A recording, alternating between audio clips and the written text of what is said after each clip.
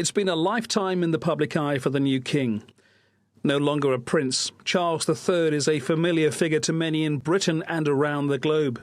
What is less certain is the kind of monarch he'll become, ascending to the throne at a difficult time in Britain's recent history.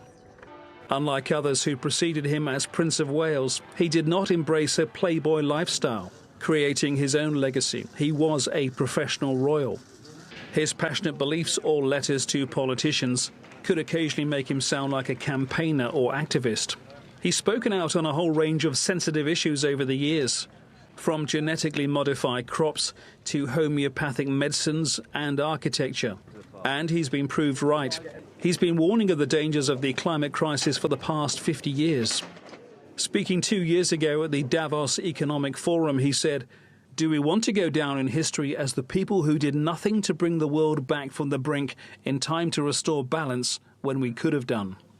He says he'll be more tempered, more diplomatic as monarch on contentious issues. It's fair to say he's also had a very different attitude to the media compared to his mother, for good reasons. The relationship between Prince Charles and certainly journalists has been fairly fractious, not least because of what happened over Princess Diana.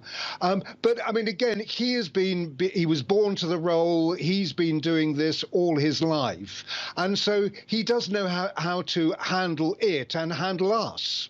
The man who's been heir apparent since the age of 4 has lived through good times and bad.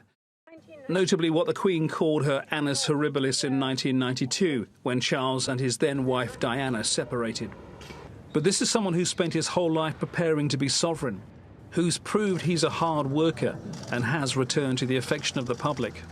As the Queen aged, he took on many of her roles, steering the family when his son Prince Harry left royal life 2 years ago. There's still work to do on that issue. He's a much older man than the Queen was when she came to the throne. So whatever happens, he's not going to have a long reign, and that's going to be difficult for him. But he's known this for a long time, and I think people are now going to start to be looking at William and Kate for the future. The relationship between Charles and his heir will now be the key to the future stability of the monarchy. The eyes of the world are now on him as he assumes the mantle, not only as king, but as head of state for the United Kingdom and 14 other nations. Francis Collings, TRT World.